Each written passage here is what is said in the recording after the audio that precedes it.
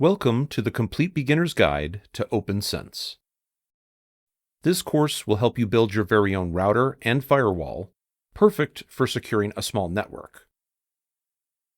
Many networking guides can be a bit frustrating.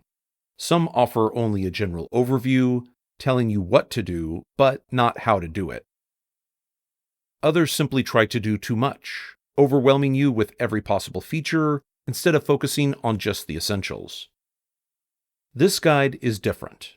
It provides clear directions for building your own OPNsense machine and adding it to your network. Every step is covered in detail. You'll never feel lost or confused about what to do next. And once you've got the basic setup working, you'll be able to explore the rest of OPNsense's features at your own pace. So, if you wanted to try OPNsense, but felt it might be too overwhelming, you've come to the right place. Hi, this is Daniel from Brainthaw Studios. I'll be the one guiding you through this course. For nearly a decade, I've used OPNsense to manage my home network, and I'm still impressed by its flexibility and security. With OPNsense, I know all my devices and data are truly protected. Beyond being an OPNsense enthusiast, I have over 30 years of professional IT experience. But enough about me. You came here to learn about OPNsense, so let's dive in. So, who is this course for? Well, I primarily designed it for home users and small business owners. If you consider yourself a hobbyist or non-professional, then this is the guide for you. I'm going to stick to the basics and steer clear of anything too complex.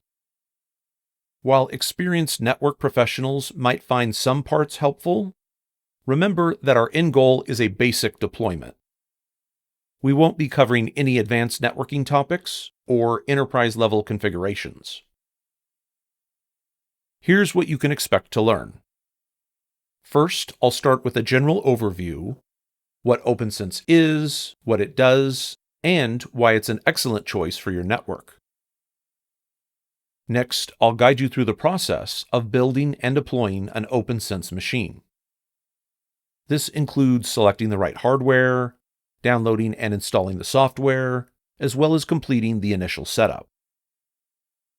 Then I'll show you how to use it to share an internet connection with the rest of your devices. I'll wrap things up by giving you a quick tour of the main features. I'll also show you how to get assistance with any issues, and I'll provide a list of next steps for expanding your OPNsense experience. I feel it's also important to mention a few things that will not be covered. First, I will not discuss virtual deployments. This course is for beginners, and a virtual deployment would just add extra complexity. If you're comfortable using VirtualBox or Proxmox, you should have no issues downloading and installing OPNsense yourself. If you're just looking for help with configuration, feel free to skip ahead to the installation and setup lesson. Second, I will not cover any dual boot configurations. While technically possible, dual booting OPNsense isn't practical. The OPNsense installer does include a live mode, so you can use that to test it out before committing to an installation. Third, I will not cover any advanced topics like showing you how to create firewall rules or configuring a VPN.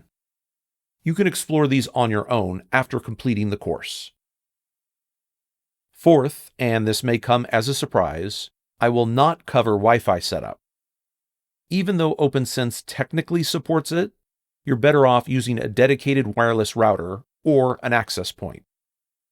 I'll discuss this more later, but since Wi-Fi will be managed separately, the specific steps won't be part of this guide. To get the most out of this course, please ensure you meet the following prerequisites. First, you need to be comfortable working with computer hardware. Ideally, you've already built a PC, or at least you've replaced one or two components. Even if you plan on purchasing a pre-built OPNsense appliance, you're still going to be responsible for maintenance. It's important to have some basic hardware troubleshooting skills. Second, you should have a basic understanding of networking fundamentals. You don't need to be an expert, just know about networks, IP addresses, and DNS. If that all sounds good, then I'll see you in the next lesson.